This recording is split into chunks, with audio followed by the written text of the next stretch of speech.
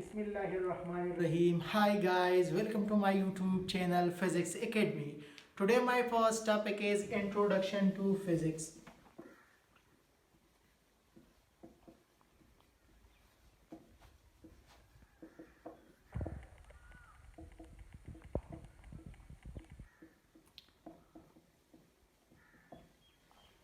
बच्चों अगर आप अपनी किताब खोलें 9th की फिजिक्स जो है उसमें पहला टॉपिक है इंट्रोडक्शन टू फिजिक्स। उसमें सीधा साधा फिजिक्स का डिफिनीशन आपको दिया गया है और सिर्फ ये कहा गया है कि फिजिक्स की किताब में हम क्या पढ़ते हैं। लेकिन फिजिक्स एक वसी इस्तिलाह है। पहले हमने जानना है कि फिजिक्स वेक्ट्री में किस तरह आया, साइंटिस्ट ने कब कहा कि ये फिजिक्स है, ये केमिस्ट्री है, ये जूलॉजी है, ये बायोलॉजी है और अदर साइंसी सब्जेक्ट है। तो हम पढ़ते हैं, आइए चलते हैं पहले कि फिजिक्स किस तरह से वजूद में आया, यानी फिजिक्स का आगाज किस तरह हुआ।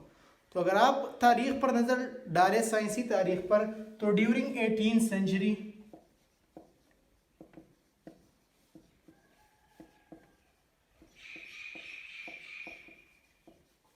18वीं सदी में जितने भी मटेरियल ऑब्जेक्ट थे, यानी जितने भी मैटर थे, वो सब एक ही सब्जेक्ट में पढ़े जाते थे और उस सब्जेक्ट का नाम था natural philosophy.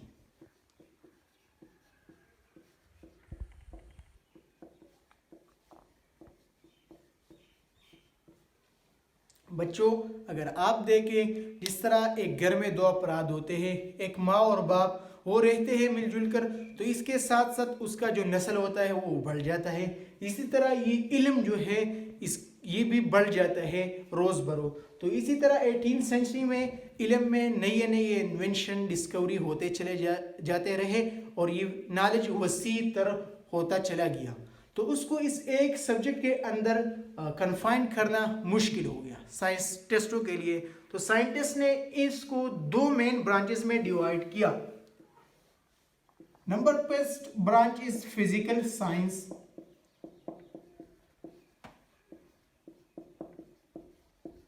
and another one is biological science.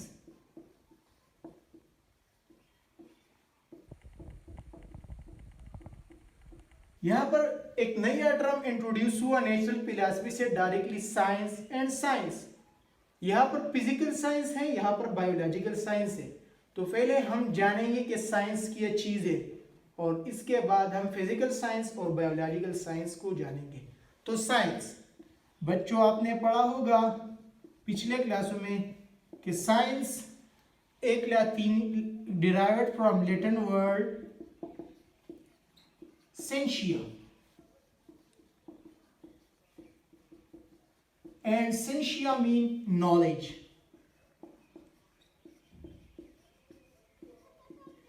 You says in previous classes that science derived from Latin word scientia, which mean knowledge. Generally we says ilm in Urdu language. और हम definition science का कुछ इस तरह कर सकते हैं कि द नॉलेज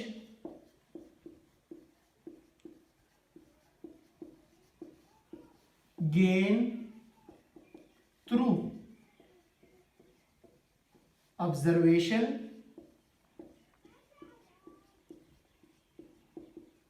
and experiments.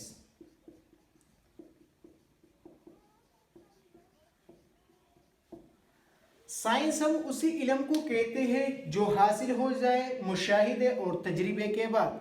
अब मुशाहिदा क्या है और तजरीबा क्या है? मुशाहिदा किसी चीज को देखना, किसी चीज की जांच पड़ताल करना, और एक्सपेरिमेंट उस पर प्रैक्टिकल वर्क करना। ऑब्जर्वेशन बेसिकली हम 5 सेंस ऑर्गन के जरिए से करते हैं। आपने 5 सेंस ऑर्गन पढ़े हैं प्रीवियस क्लासेस में। Number first one is nose, number second one is eye, number third one is ear, number fourth is tongue, number 5 is skin.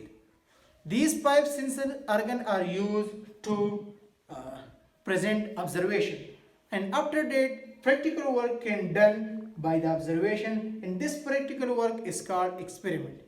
यानी उस ऑब्जर्वेशन पर फिर तजरिबा किया जाता है और उस तजरिबे को हम क्या कहते हैं? एक्सपेरिमेंट कहते हैं। एक सीधा साधा एग्जांपल मैं लूँगा। अगर आप पिछले ज़मानों पर नज़र डालें तो पिछले ज़मानों में लोग जब आग जलाते थे तो 2 पत्थरों को एक दूसरे के साथ रगड़ते थे और इससे क्या होता, आग पैदा होता। ये उसके आग जलाने का जरिया था। अगर मैं यहाँ पर सोचूं कि अगर मैं दो लकड़ियों को लूँ और उनको आपस में रगड़ा तो क्या इससे आग पैदा होगा, क्या इससे आग जलेगा? तो ये मेरी एक ऑब्जर्वेशन है, एक सोच है, एक सोच मैंने की। तो इस सोच को बेसिकली ऑब्जर्वेशन कहते हैं। अब मैंने दो लकड़ियां ली और उसको रगड़ाया, आग जल गया या नहीं जला, जो भी हुआ मुझे रिजल्ट मिला। तो उस प्रैक्टिकल वर्क को जब मैंने दो लकड़ियां आपस में रगड़ाए तो उस मेरे काम को क्या कहते हैं, एक्सपेरिमेंट। तो बेसिकली ऑब्जर्वेशन और एक्सपेरिमेंट इसी को कहते हैं। और इस ऑब्जर्वेशन और एक्सपेरिमेंट के जरिए से जो इल्म हमारे पास आता है उस इल्म को हम कहते हैं साइंस। तो यहाँ पर दो टर्म फिर मैंने लिखे थे, physical science, biological science. Physical science में उस वक्त साइंटिस्टों ने ये समझा कि जितने भी नॉन लिविंग थिंग है, नॉन लिविंग थिंग है, उसको हम स्टडी करेंगे फिजिकल साइंस के अंदर। यानी जितने भी नॉन लिविंग थिंग थे वो सब फिजिकल साइंस में कंबाइन हो गए और जितने लिविंग थिंग थे वो सब बायोलॉजिकल साइंस में कंबाइन हो गए। तो ये लिविंग थिंग का सब्जेक्ट रहा और ये नॉन लिविंग थिंग का सब्जेक्ट रहा। आजकल बहुत से काबिल लोगों को मैंने देखा है कि वो क्लास में आते हैं, कहते हैं कि science divide into two branches, physical science, biological science. बिल्कुल ठीक ठाक कह रहा है, लेकिन ये साइंस असल में नेचुरल फिलॉसफी थी। अगर आप न्यूटन की किताब भी देखें तो उन्होंने भी एक किताब नेचुरल फिलॉसफी के हवाले से लिखी है, गालिबन आप पढ़ेंगे आगे जाके और इसका मुताबिक आप कर भी सकते हैं। तो नेचुरल फिलॉसफी असल में थी और इसके बाद फिजिकल साइंस और बायोलॉजिकल साइंस आई। ये तो नेचुरल फिलॉसफी की डिस्ट्रीब्यूशन थी। तो अब हम इंट्रोडक्शन टू फिजिक्स कर रहे हैं तो हम इस फिजिकल साइंस को लेंगे और बायोलॉजिकल साइंस को स्किप करेंगे क्योंकि ये बायोलॉजी की टीचर का काम है। हमने फिजिक्स पढ़ना है तो मैं आता हूँ और फिजिकल साइंस की सब डिवीजन करता हूँ। सब डिवीजन फिजिकल साइंस की हम कुछ इस तरह करेंगे कि physical science divided further into 5 branches, mainly 5 branches में ये तकसीम हो गया है ये physical science. Number first one is physical science, ये है और ये 5 ब्रांचेस में डिवाइड हुए। Number first is physics. मैंने आपको पढ़ा कि हमने फिजिक्स के इंट्रोडक्शन करना है कि फिजिक्स किस तरह है। तो जिस तरह नॉलेज में इंक्रीज आया फिजिकल साइंस बना, फिर और इंक्रीज आया तो फिजिकल साइंस मजीद 5 ब्रांचेस में तकसीम हुआ। Number first is physics, number second is chemistry, number third is geology, number fourth is metrology, number 5 is astronomy. Astronomy, अब फिजिक्स क्या चीज है, केमिस्ट्री क्या है, जियोलॉजी क्या है, मेट्रोलॉजी क्या है, एस्ट्रोनॉमी क्या है। फिजिक्स को तो मैंने इंट्रोडक्शन करना है, इसको लास्ट में डिटेल पर करेंगे। केमिस्ट्री, आप केमिस्ट्री में पढ़ते हैं मैटर, जितने भी मैटर की स्टडी होती है, composition, structure, properties, laws of matter, all will study in chemistry. Geology, geo mean earth, logy mean study about earth is called geology. Metrology, metrology the science of measurement, science of measurement is called metrology.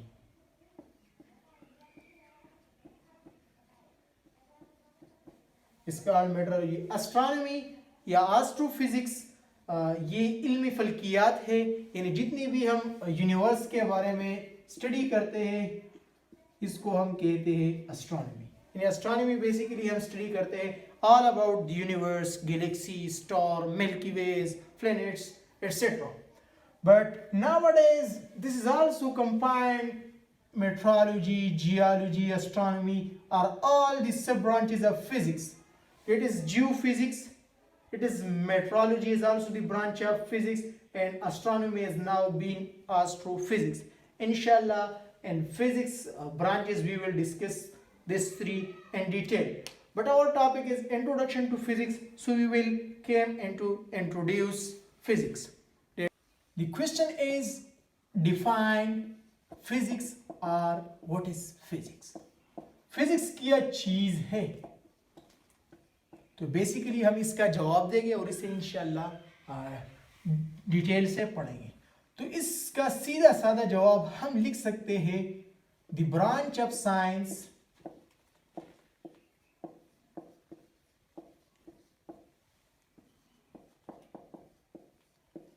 which deal with the study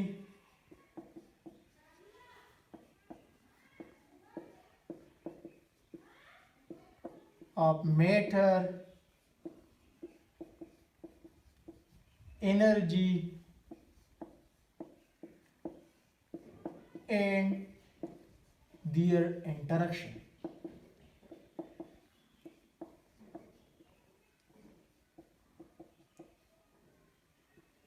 यानी physics science की वो शाख है जिसमें हम मादे और तवानाई और इन दोनों की बाहमी ताल्लुक के बारे में पढ़ते हैं। साइंस के उस ब्रांच को हम कहते हैं फिजिक्स। अब डेली लाइफ में आप सोचेंगे कि अगर हम फिजिक्स को पढ़ते तो फिजिक्स के जो एप्लीकेशन है वो क्या है फिजिक्स के, तो each and everything belong to physics and each and everything physics is involve. दुनिया में जितनी भी चीज़ों को देखें उन सब में फिजिक्स इन्वॉल्व होगा। तो अगर हम इसके साथ एक सीधा साधा सेंटेंस ऐड करें इस डिफिनेशन के साथ, तो वो डायरेक्टली फिजिक्स के एप्लीकेशन से कंसर्न होगा। डेट द लॉज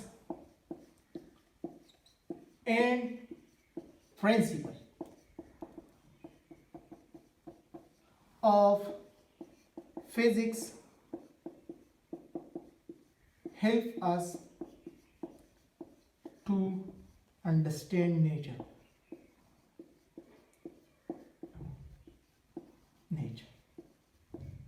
यानी जब हम फिजिक्स को पढ़ते हैं और फिजिक्स की लॉज जो है, प्रिंसिपल जो है, यानी फिजिक्स की जितनी भी चीज़ें हैं, जितने भी लॉज है, प्रिंसिपल है, वो हमने सीखे, तो ये हमें मदद दे सकते हैं कि हम नेचर को अंडरस्टैंड करें, यानी जो कुदरत है इसको हम जानें। ये तो सीधा साधा फिजिक्स का डिफिनीशन था कि मैटर एनर्जी के इंटरेक्शन स्टडी करते हैं और इसके अलावा प्रिंसिपल इसके किया है, यानी एप्लीकेशन डेली लाइफ में किया है। तो अगर हम लॉज और प्रिंसिपल को समझ लेंगे तो ये हमें मदद दे साबित हो गए कि हम नेचर को क्या करें, पहचान लें और नेचर के बारे में अंडरस्टैंडिंग हासिल करें।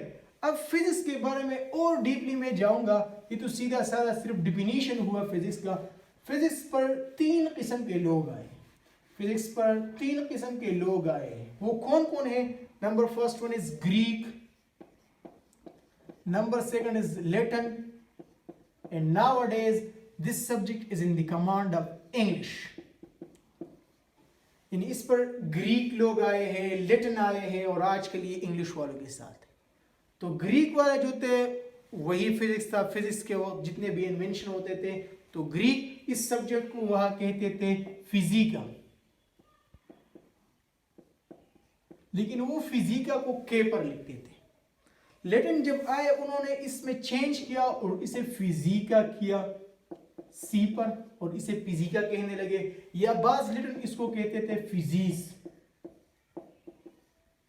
और इंग्लिश वाले जब आए तो ये नाम इससे बिगड़ता गया, फिजिक्स बना। तो इसके साथ साथ अगर पेपर में आए या कोई आपसे पूछे तो आप कह सकते हैं कि physics is derived from Greek और physics is derived from Latin word physica which mean nature. Just simple mean of this 3 word physica, physica और फिजिक्स या physics, it's all mean nature. That we study all about nature in this subject. यानी इस subject में हम सब nature के बारे में पढ़ते हैं। और आप और नजर डालें आपकी किताब 9 की फिजिक्स में, ये लिखा है कि हम फिजिक्स में 2 तरह की चीजें स्टडी करते हैं, how of the object and why of the object. एक चीज है तो वो किसी तरह का है और क्यों है। एक ये सवालिया है, ये भी सवालिया है, लेकिन किस तरह का आपसे पूछ रहे, इसकी जांच पड़ताल साख्त वगैरह किस तरह के है, और वाई और ये क्यों है। तो फिजिक्स बेसिकली इन 2 चीज़ों के बारे में बहुत मालूमात फराहम करते हैं कि इस चीज़ की कंस्ट्रक्शन किस तरह है और ये क्यों है, यानी हाउ और वाई होते हैं। जिस तरह हम कहेंगे universe, how universe create, universe किस तरह वजूद में आया, तो बिग बैंग थ्योरी, तो वो हाउ है। एंड वाई क्यों आया, तो क्यों का जवाब हम लेंगे तो अल्लाह पाक ने कहा है कुरान मजीद में भी, अवलम यरल्लज़ीना कफरू अन्नस समावाति वल अर्द कानता रत्कन फफतकनाहुमा वजअलना मिनल माइ कुल्ल शैइन हय। तो वो बिग बैंग थ्योरी उसी आयत की तशरीह है। उसमें हम पढ़ते हैं कि ये एक छोटा जर्रा था जो millisecond, microsecond, nanosecond में जो है फैलता गया और उसने एक ब्लास्ट किया और यूनिवर्स क्रिएट हुआ।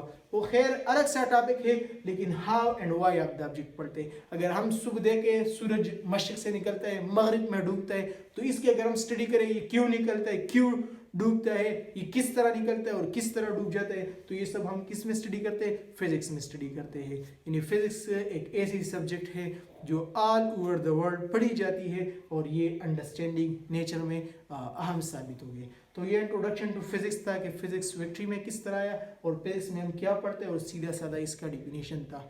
अगर टॉपिक में किसी को मसला हो तो कमेंट में आप पूछ सकते हैं, इस पर हम दोबारा बहस करेंगे। और अपना बहुत ख्याल रखें, हमारे नेक्स्ट लेक्चर का इंतज़ार करें। खुदा हाफिज़।